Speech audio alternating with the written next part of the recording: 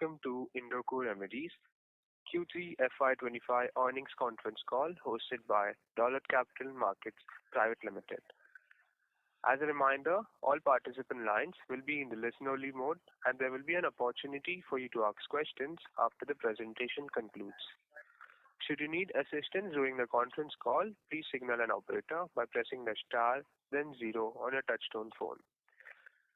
I now hand the conference over to Ms. Rashmi Shetty from Dolat Capital. Thank you, and over to you. Thank you, Steve. Good afternoon, everyone. I, Rashmi Shetty, on behalf of Dolat Capital, welcome you all on the Q3 FY25 earnings con call of Indoco Remedies. I would like to thank the management of Indoco Remedies for giving us this opportunity to host the call. Today from the management team, we have with us Ms. Aditi Panandikar, Managing Director, Mr. Sandeep Bambolkar, Joint Managing Director, and Mr. Pramod Ghorpade, CFO. I now hand over the call to the management for the opening remarks. Over to you, sir. Rashmi, thank you very much. Good afternoon, everyone. Thank you for joining this call today. Let me draw your attention to the fact that on this call, our discussion will include certain forward-looking statements, which are projections or estimates about our future events.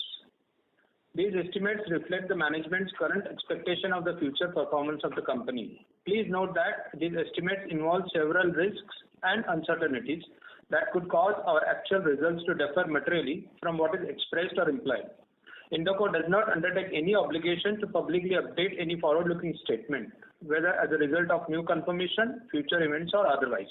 Thank you so much. I will hand over mic to Aditi Madam. Good afternoon, everybody, and thank you for joining us on this call to discuss performance for the third quarter of financial year 2025. A business has primarily two aspects to it: demand generation and demand satisfaction. For the second quarter in a row, we remain impacted on the supply side for our international formulations business. With the earnings impacted the way they have been for the third quarter of FY25, it would be easy for anybody who is not familiar with our business to wonder if fundamentals of the organization are in place or not. Let me therefore share a few positive highlights on the demand generation side first. You will be pleased to know that our order book for international formulations business to Europe and US today stands at about 180 crores. In the India business, there are many winners. Cyclopam, the largest brand of the company on the MAC basis in IQVIA today, is at 175 crore with a growth in excess of 20%. When one compares IRL, Indoco Remedies Limited, with the covered market, across most of the top brands, we are doing better than the covered market on growth, and our market shares have also seen a gain. Almost all our top brands, except for ATM, azithromycin, which is in any case doing better than its market, is marginally in negative. New introductions now form 4.8% of top line, vis-a-vis the industry benchmark of 2.8%. As I said in the beginning, most of our issues have been on the supply side, and supplies of finished formulations to the regulated markets for both US and EU have been severely affected in this quarter. While certain delays are on account of the implementation of corrections at facilities as part of the master manufacturing plan, which is designed to optimize operations, others and largely are on account of the warning letter that came on the sterile plant 2 in Goa by FDA. These two factors have primarily resulted in us not being able to supply.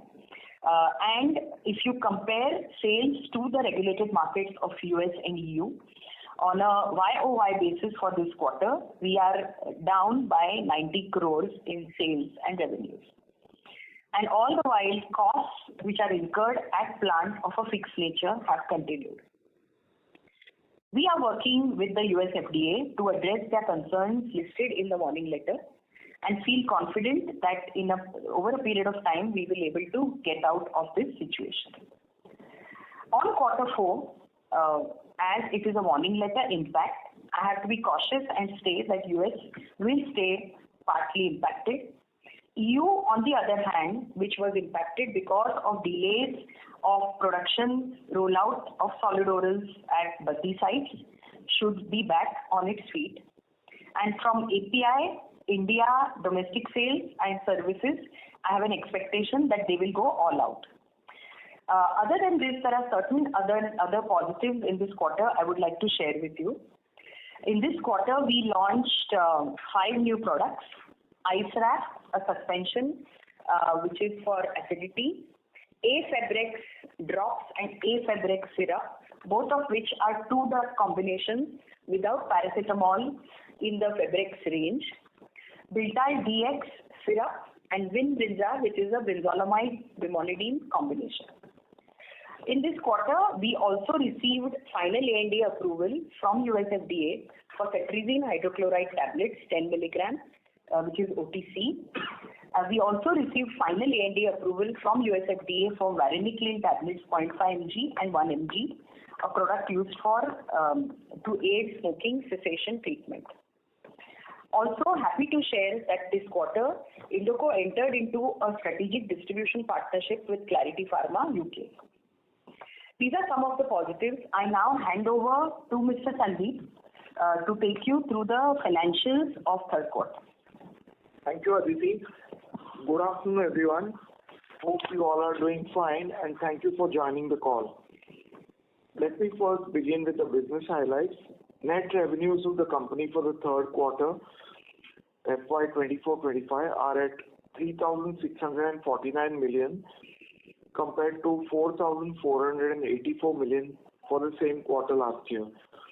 EBITDA to net sales for the quarter is 5.5% at rupees 201 million compared to 14.6% at rupees 653 million. The above numbers are on standalone basis. We have declared results with consolidation, which include results of subsidiaries. The domestic formulation business, revenues from this business for the quarter grew by 5.5% at rupees 2,242 million as compared to rupees 2,126 million. Major therapeutic segments, namely vitamins, minerals, nutrients, cardiac, urology and gastrointestinal, performed well during the quarter as compared to the same quarter last year. Now on the international formulation business front, revenues from international business are at 1,074 million compared to 1,947 million for the same quarter last year, as has been explained by Aditi earlier. Revenues from regulated markets for the quarter are at rupees 684 million as against rupees 1,475 million for the same quarter last year.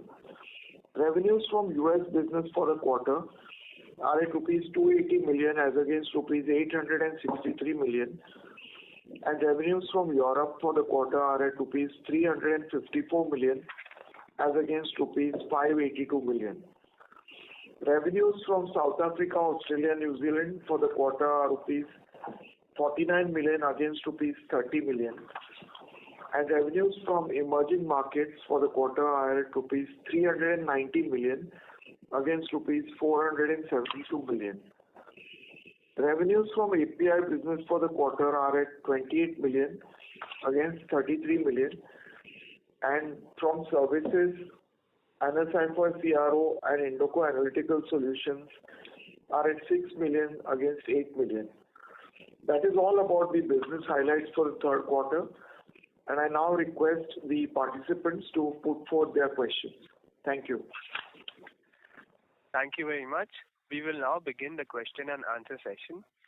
Anyone who wishes to ask a question may press star and 1 on their touchtone telephone. If you wish to remove yourself from the question queue, you may press star and 2. Participants are requested to use handset while asking a question. Ladies and gentlemen, we will wait for a moment while the question queue assembles.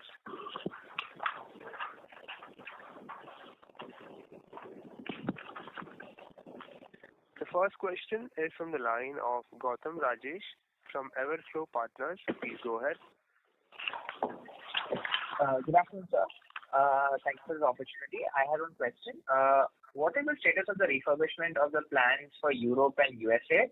Can you update on which lines are operational now, and by when will the balance of the lines be operational? Yeah. Okay. Okay. From the plant 2, that is a sterile plant, line 1 is fully operational, and we have been exporting one terminally sterilized product to the US from that line. Line 2, we are taking exhibit batches. That is also operational, but has not been inspected by the FDA. So we can go ahead and take exhibit batches of all the planned products for the future that we are doing already. Line 3 will be ready by the first week of February to go commercial, and line 4 will be ready by first week of March. This is the schedule of all the sterile plant, all the lines in the sterile plant. Coming to solid orals, for solid orals, the main plant is plant 1 in Goa, which currently largely manufactures for US. And we also have Baddi 1 and Baddi 3, as we call it, 2 plants in Baddi doing solid orals. Of these, the master manufacturing plan is completely rolled out, and work is completed in the third quarter for plant 1. So impact from supplies, regular supplies from plant 1 will be seen in the fourth quarter. Baddi, on the other hand, as we speak, we are rolling out, meaning we would have lost 1 month in the fourth quarter for Baddi. Does that answer your question? Yes, thank you, ma'am. Thank you. The next question is from the line of Sajal Kapoor from Anti-Fragile Thinking. Please go ahead. Yeah, hi. Thanks for taking my questions. Aditi ma'am and Sandeep sir, both of you, the question is on the India business. What kind of digital initiatives do you plan to undertake or currently exploring for the India business? Yeah, very good question. So there is when you say digital, it's about digitization and digitalization. So just to share with you that over the last 18 months, the company has already got into digitization mode, where out of the 3,000 field employees, now almost 2,000 use iPads to promote products to doctors. That allows us to give a lot of additional data and a lot of audiovisual kind of representation, studies. So on that part, of course, digitalization is done.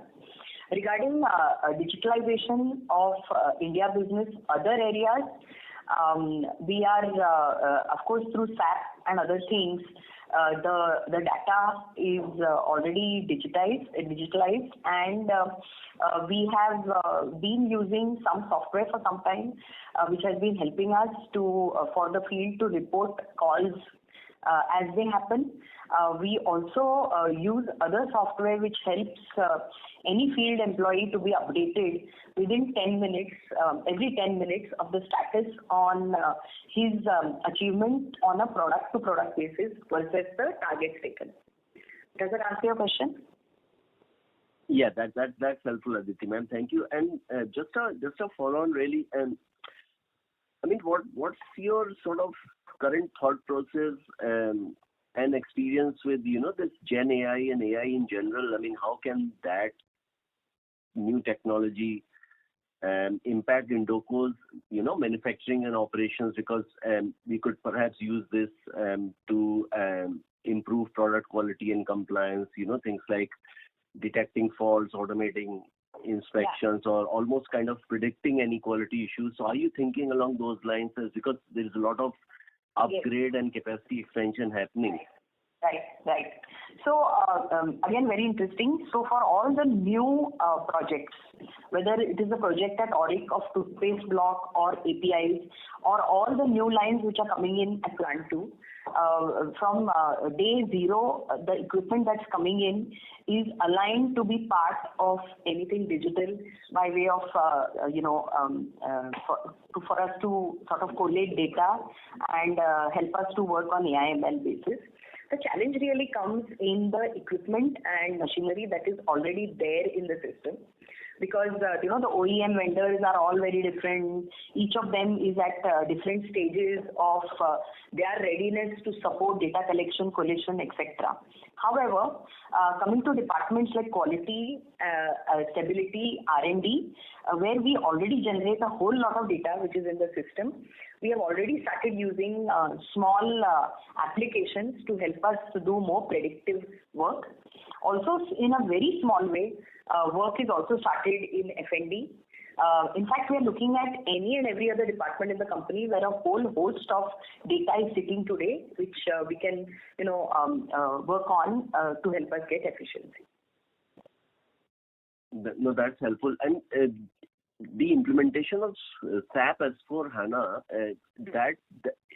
is that integration fully complete within the organization? And with that kind of an infrastructure backend and the digital initiatives that you spoke about, I mean, is it fair to assume that the efficiency and productivity will take a significant jump going ahead? Yes. Yeah, definitely. The SAP S/4HANA implementation happened almost 2 years back, and we did it in record time of less than 8 months, and we won an award from the SAP. So that is well settled, and that has made the entire organization very efficient. So once these compliance challenges are behind us, no one can predict the timing of the US FDA audit, because there will be a physical audit at some point. But at some point we'll get over those challenges, and then at that point in time, as we started scaling up, there should be better productivity compared to where we were before these issues erupted, right? Definitely, yes. Yeah. Okay. And lastly, on this Florida Pharma, how much is from simple perspective, I think our fixed cost have increased because we have acquired this front end in the US, and we are kind of facing a near-term pain because of that increase in fixed cost, and our output is not commensurate with that increase in fixed cost. So I'm just trying to understand, what is that amount that we are bleeding in? Is it 10 crore, 20 crore? What is that additional fixed cost that is currently hitting our P&L, but it's not giving us the output because of supply challenges? Yeah. So, Vijay, I'll just take this question. FPP, though we are incurring certain additional spend there, but if you see from a revenue perspective, we have started generating revenue right from day one. That is on account of two. One is about certain current with the existing arrangements with third-party suppliers and sales from FPP. That is one. And secondly, our supplies, Indoco supplies to FPP.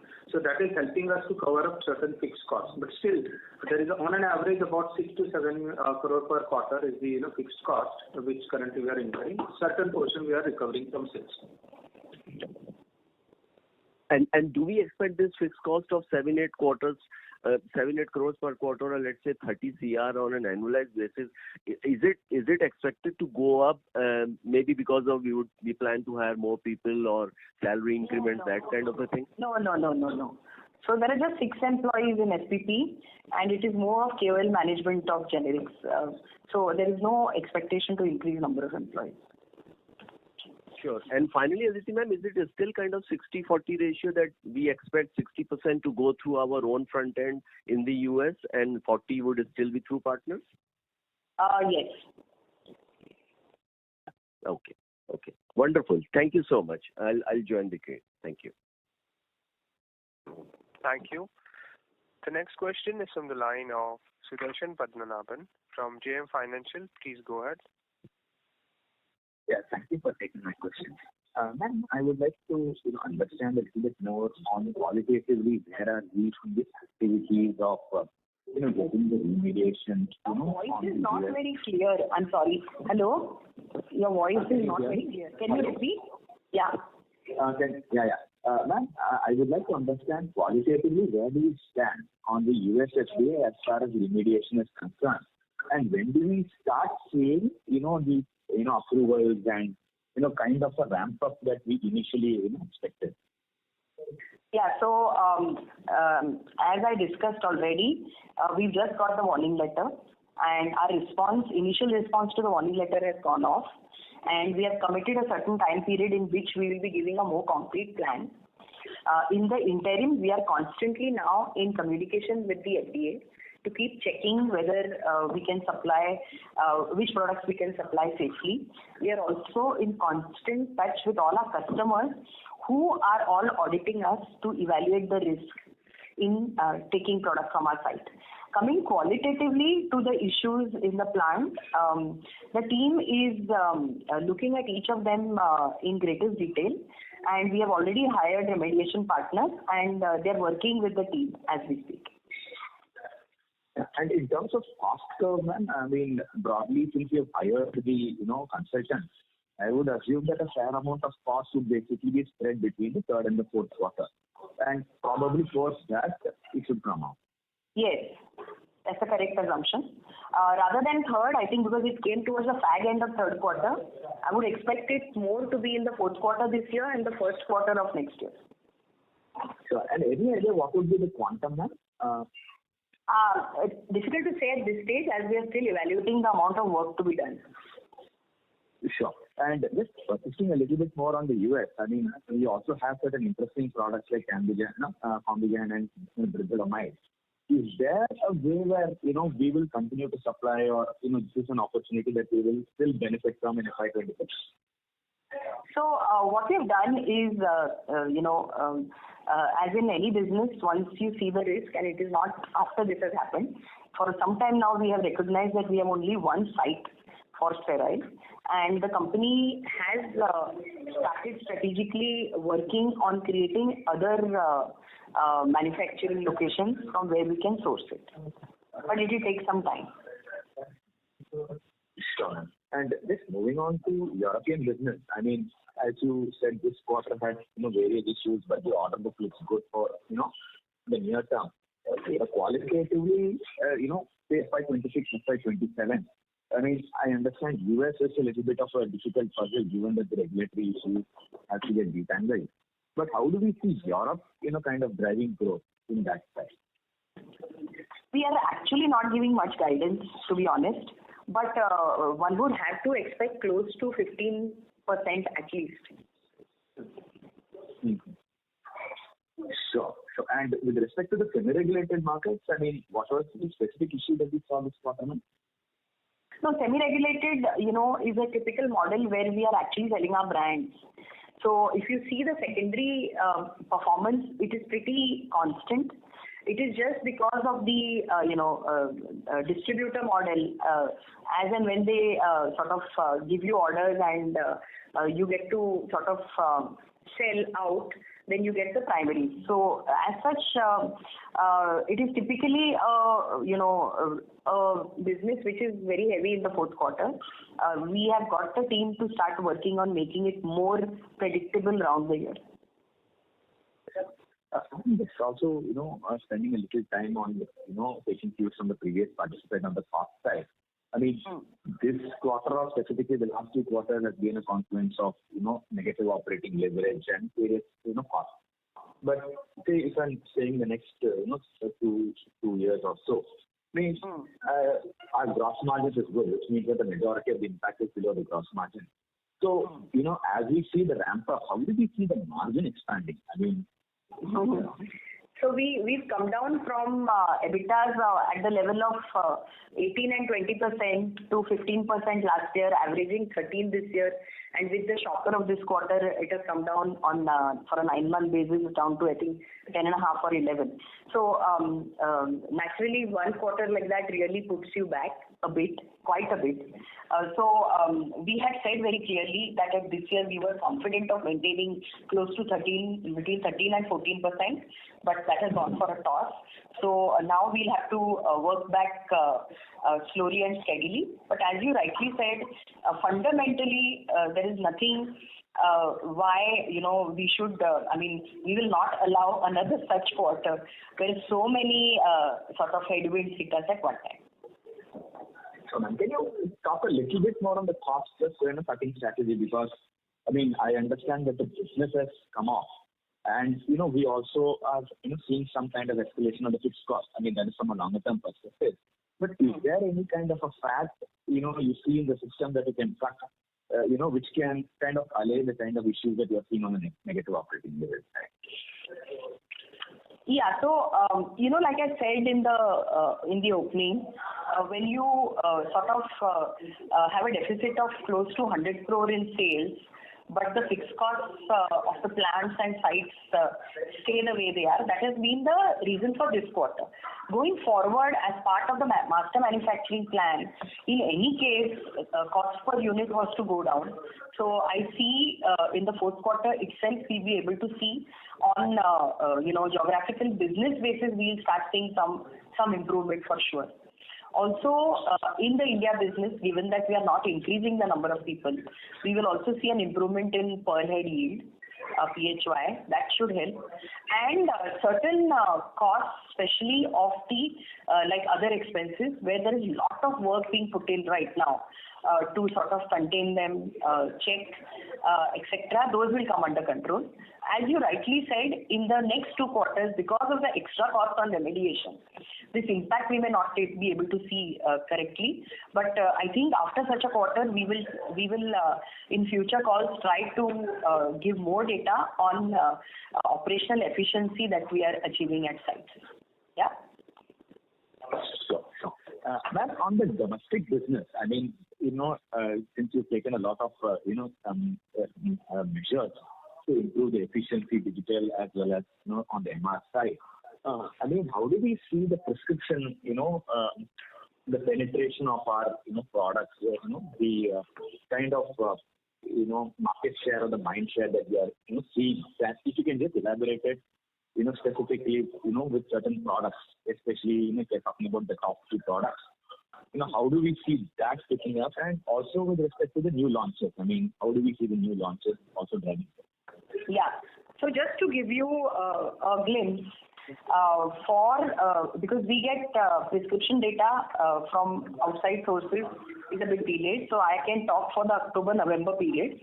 So October-November 2024 over same period last year, prescriptions of Cyclopam have grown by 23%.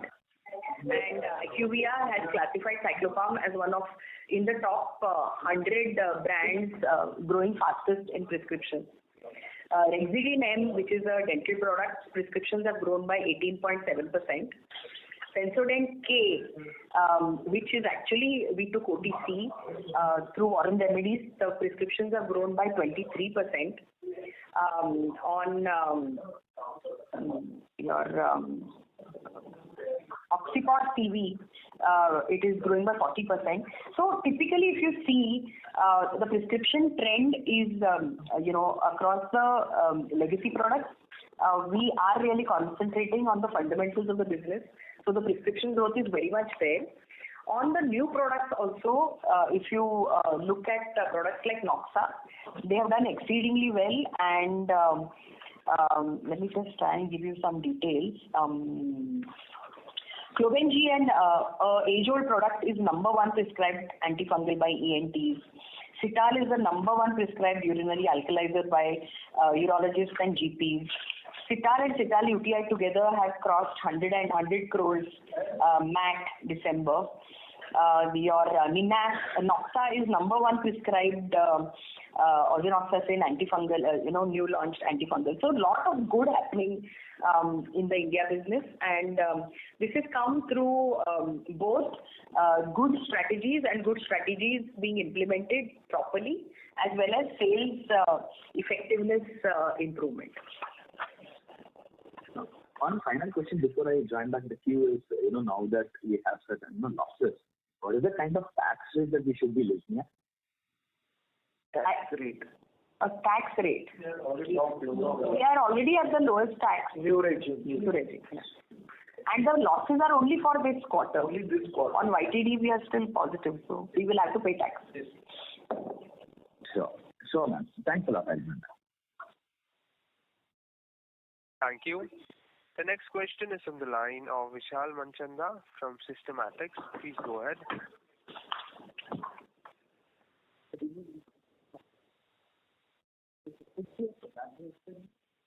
Mr. Vishal, your line has been unmuted. Please go ahead with your question. No, Vishal, you are not audible at all. We will move on to the next question. It's from the line of Anush Mokashi from Yajna Academy Private Limited. Please go ahead. Yeah, hello, am I audible? Yeah. Yes. Yeah, thank you for the opportunity. So, ma'am, I was actually looking at our fixed asset turnover ratio. It was around 2.5x in FY24, and now it is around at 2ish, like 1.9x. And considering both the PPE and all the intangibles both. And now going by the way that we have spent about 800 to 1,000 odd crores into our capex. So do you feel, do you have any number in your mind that, can it reach back to those levels given everything is behind us about all these warning letters and all? We should at least do 2 times.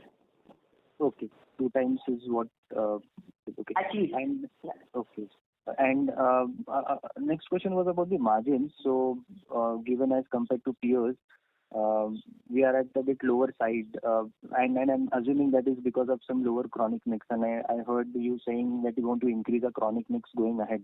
So, any guidance on what target number you're looking about chronic mix going ahead? No, so the sales may not be lower because of the chronic mix, but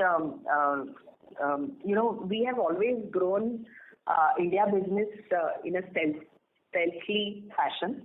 So I really didn't get your question. Are you saying that because we don't have chronic, we are lower in size? Is that your question? No, I'm actually assessing the impact on margins. Maybe I missed in that. No, on margins, whether it's chronic or acute. In fact, legacy products are much better on margin because the brand is far more established in the market. Yeah. Okay. So going ahead, is there any chronic mix percentage you're targeting? We have been right now it is around 9 to 10%.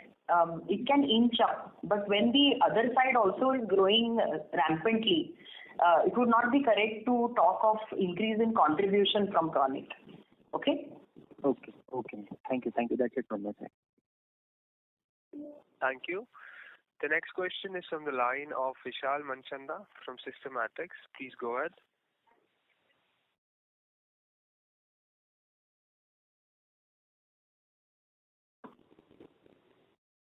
Mr. Vishal, your line has been unmuted. Please go ahead with your question. Hello. Yeah, am I audible now? Yeah. Yeah. Sorry for that. So basically, with respect to your collaboration with Clarity Pharma, you expect to sell around 18 products in the next. I think 18 products over the next 18 months. Is that right?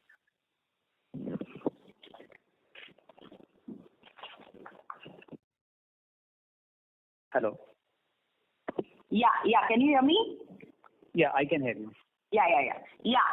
A basket of 18 SKUs over 18 months. That means gradually get added. Yeah.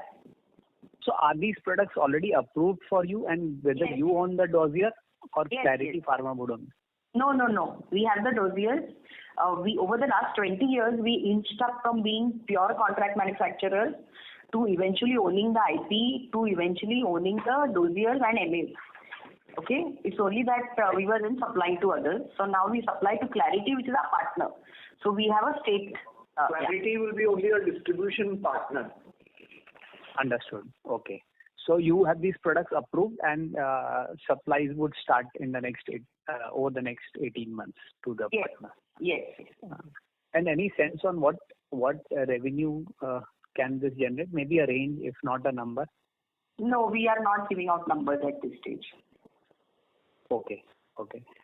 And second on the US, the new lines that have been refurbished, I just want to understand what was the need to refurbish the lines, whether these lines were kind of obsolete and that led you to refurbish, or was it for compliance reasons? Yeah, compliance. So we had audits last February and then this July. So the last February audits were initially when we gave responses where we got the OAI. In those responses we committed to, so there were some on sterility, sterile practices, as in how the workers moved inside because of lack of space in areas, etc. Such things were identified. Also certain improvements towards sterility, like glove ports, and going for isolators, larger LAFs. Those commitments we made, and therefore the refurbishment. Okay. So you would have replaced the entire line in that case, and the old line has been. No, we have not replaced the line. We have not replaced the line. We have refurbished the area and sort of upgraded the lines wherever required. Okay. And the total capex that we would have incurred for this? Overall, in this year, we have incurred close to about 200 crore, including some new machines, upgradation, all the projects, some advances. And specifically for this refurbishment project?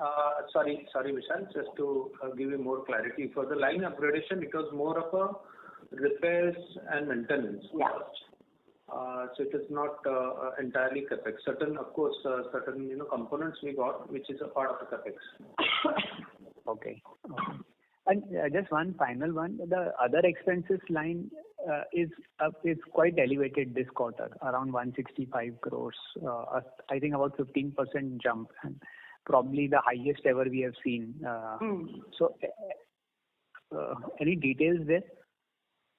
So some amount of remediation costs have started coming in. There was also I think a good amount of payout on incentives for India business. And as Pramod correctly said, repairs and maintenance has absorbed a lot of the remediation for the lines in plant 2. Yeah. Well, Vishal, when you talk about 165, that is at consolidated level, which include certain expenses related to Warren, FPP, and Indoco. At Indoco standalone, if you see our average this quarter, we are at 139.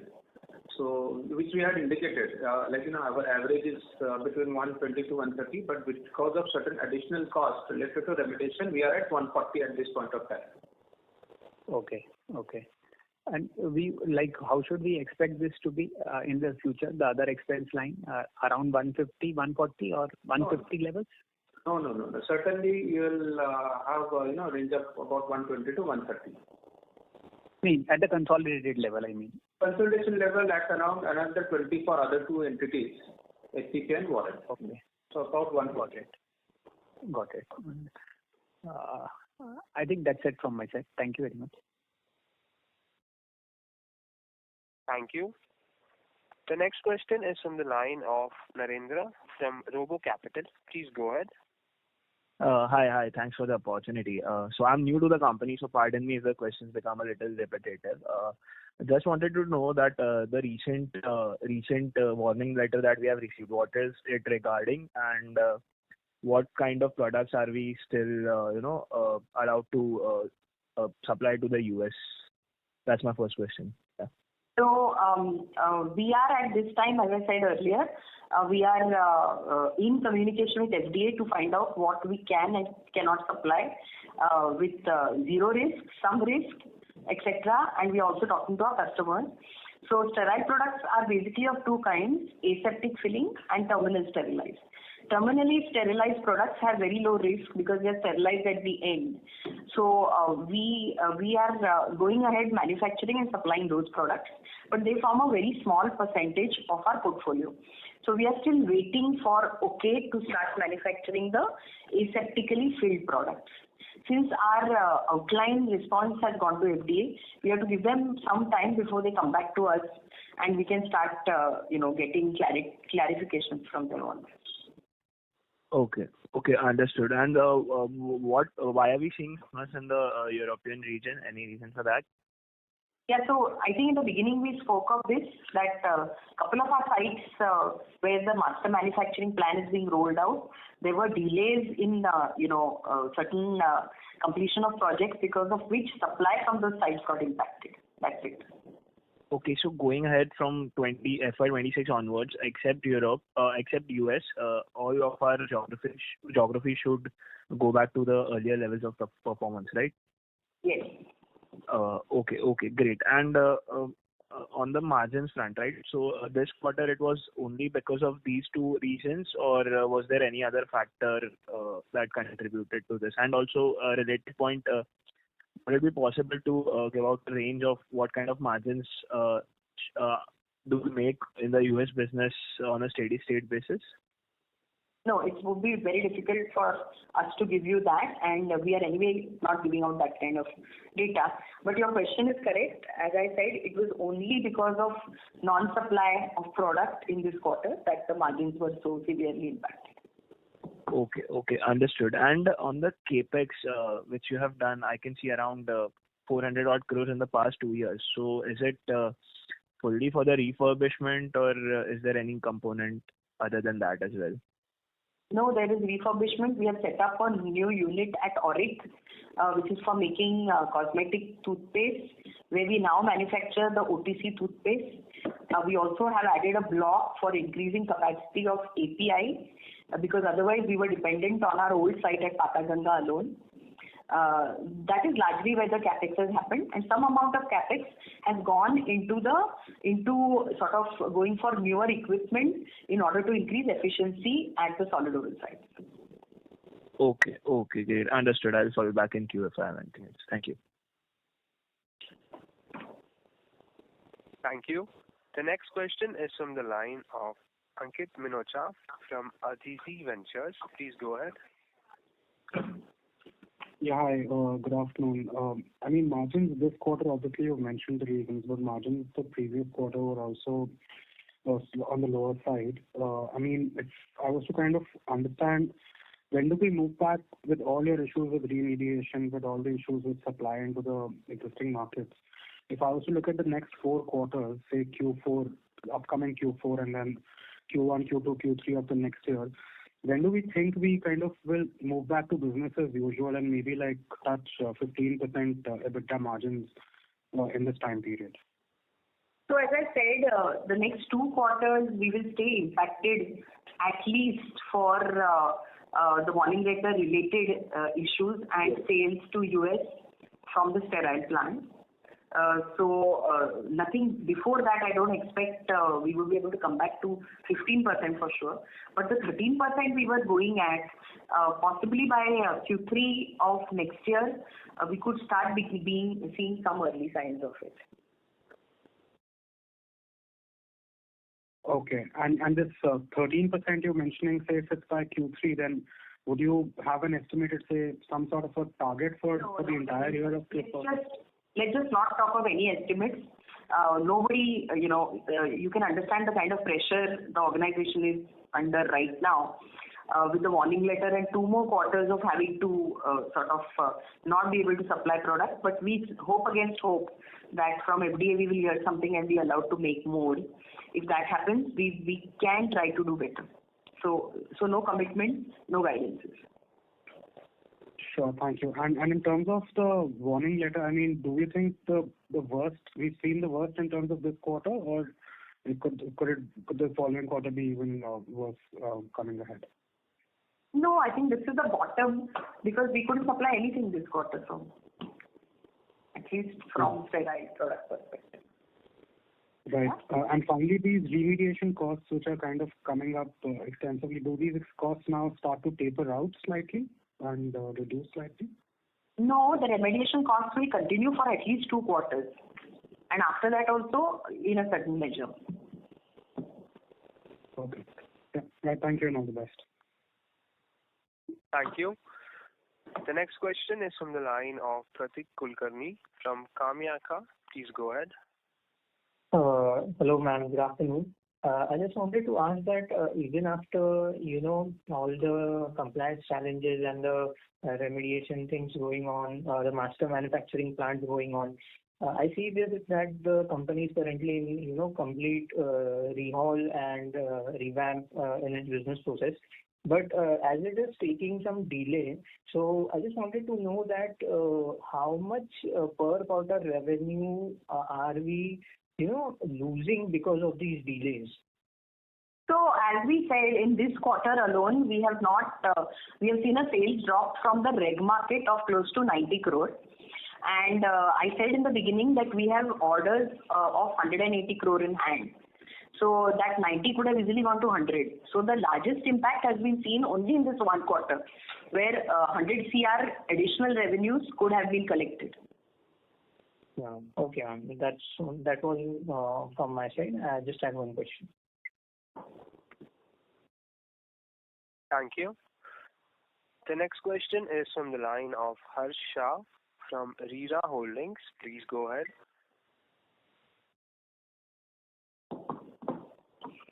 Hi. Good afternoon, ma'am. So my question is related to the previous question asked by one of the participants. Since we are losing out on certain amount of revenue because of the remediation measures and even also because of the USFDA issues, and someone else would be filling in the market since we are not supplying. So just want to get a sense that once we get back on track, how do we get that market back? Because I'm sure there would be multiple competitors who would be operating in similar drugs would be supplying the market. So when we get back on track, how do we regain that market again? Yeah, so our business to international markets, reg markets, is of two kinds. One where we contract manufacture for others, and other where we have our product front-ended. So even if it's FPP or Clarity, they are our products. So there we are pretty much in control of the whole chain, directly or indirectly. And here, of course, in the shortest run, there may not be much impact because there is also stock carrying in these markets. So that will not cause too much problem. I see more impact possibly in the contract manufacturing side if our partners lose confidence in us. Where I have to say our business teams are doing an exceptional job. Also, within limitations, whatever we are able to supply, we are trying to satisfy everyone to a little extent, so that any one single party does not get too much impact. Okay. So so currently your customers would be engaging with some other vendors to fill in the. They always have, Harsh. We are in business for making paracetamol for UK for the last 20 years. And, the parties we supply to, they are taking products from many other parties. So question is whether they will want to come back to us or no, whether they will stay with us or no. That pretty much depends on the relationship and reputation we have built over so many years working with them. Also the cost, and I have seen at least that for a few pennies they are not moved because the partnership and sort of logistic kind of support which we have faltered for the first time in 20 years, where we probably have not given people what they have wanted. This is the first time it has happened, and I am very hopeful that we should not lose long-term business because of this. Sure. Thank you so much. Thank you. The next question is from the line of Rajat from Tata Mutual Funds. Please go ahead. Yeah, hi. Thanks for taking my question. Am I audible? Yeah. Yeah. Aditi ma'am, just one question from my side. If I look at your employee expenses for 9 months, that seems to be pretty much flat on a YOY basis. Could you just elaborate what has led to this? There is absolutely no increment. Is there any rationalization in the field force or the incentive? There is some reclassification of incentive. What has happened here? Yeah, so we have been watching employee costs for a long time, and as part of the checks and controls to bring in efficiency at sites, there is a great improvement seen, especially in areas like R&D and some of the areas like contract workmen and others where there is improvement certainly seen in employee costs. And even in the field, while we have not cut down the number, our new restructured divisions like the second division of Optal or like we recently launched a division in the north, it has come from reconstituting existing field force. Sure. So we should not expect any material jump in employee expenses in terms of incentives in the last quarter, right? It should not be materially different from this quarter. No. Sure. Okay, thanks.